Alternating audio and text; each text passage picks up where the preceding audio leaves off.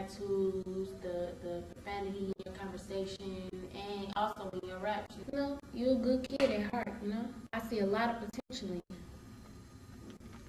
Thanks, Mrs. Carter, but you don't know what I've been through or how I was raised. But see, that's not important where you've been. It's all about where you're going. You know, and I also know that you got a great deal of influence on the classmates and your thug-like females and male friends that you got running around here. Are you talking about my girls? Mrs. Carter, nobody really takes time to talk to us like you're doing. They just place blame and label us as Generation X or lost. Okay. They just talk bad about us until something happens, and those same people are alarmed. They try to intellectualize the problem. I heard them on the news and the radio talking about, oh, this thing have reached epidemic proportions. It's gotten out of hand.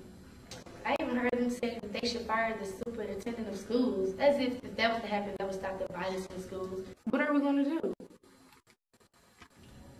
Yeah, but you see, I told you, you know, you got a great grasp of more than people give you credit for, you feel me? Yeah, I know. You know, now it's like I told you before, you know, start sowing some good seeds, you know, like in your rap. Start sending positive messages and stuff, you feel me? The times are too crucial to continue to perpetuate this bad behavior, negative behavior. You understand where I'm coming from? So you want to be something like an agent for change? I don't know, Mrs. Carter. What's there to know after you seen what's going on? I mean, you seen the news every day, you know? And I know I showed you more than enough black images, you know, to make you want to do something right with your life, you know, and take on this new task. I know. You showed us a lot of good movies, from Tyler Perry and movies to help me with my spiritual growth to T.D. Jakes movies. You showed us Roots by Alex Haley. You showed us a rare British-made movie titled Farewell Uncle Tom. Let's see, you showed us Get on the Bus by Spike Lee. Let's see.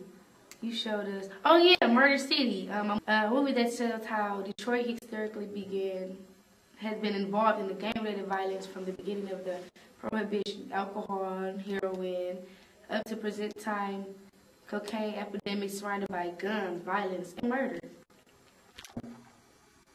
Wow, I'm astounded. Yeah, Mrs. Carter, you showed us Malcolm X and Tales from the Hood by Spike Lee, a film called Blood Diamonds, Sankofa by Haley Jarima, and Boys in the Hood by John Singleton. Young lady, you're good. You know, I didn't think you were absorbing all that or even paying attention. You know, it's like Malcolm X said, research rewards all history. And the people who ignores the history is doomed to repeat it. You understand? Yeah, Mrs. Carter, so you want me to, if I see or hear about a fight brewing or a gun-carrying student, to squash it? Or let someone know who can squash it? And don't be a part of the man corner instigating it on? And if I see people cheating, or I should tell them that it's not cool? Man, you on some other stuff. You taking the joy, the pleasure away from seeing things go down. Are you hearing yourself? I mean, just listen to yourself for a minute. And how sick that sounds, you know? And how sick these folks out here have become. I mean, there's always the art of boxing. You could go down to Crocs Gym or some other outlet where you can air your dislikes without totally annihilating each other, being your bottom line. Look how sick this picture is. You get the joy of seeing your fellow students get beat down, as you would call it. Come on now. You should find the joy of bringing your fellow students, boys too, back to a sense of civility. Yeah, I guess you're right, Mrs. Carter. Go ahead, run it down. Drink my carrot juice and talk to me. While adults are trying hard to, like Obama, you know, people are trying to advocate change for a sick world that is promoting the big time violence and killings, you know. Talk show host is challenging corruption in halls to City Hall, and now taking on a new challenges of revamping public schools from top to bottom. You know, you're living in a great time where the winds, well, you're living in a great time where winds of time and change is upon each and every one of us. So you got to get where you got to get in where you fit in, you know? Hopefully you are an agent of positive change, or history will repeat itself. You'll be caught you'll be caught up in the harsh judgment coming down on every one of us. You understand? I'm sorry, but you and your generation have to bear your own responsibility in making the world a better place.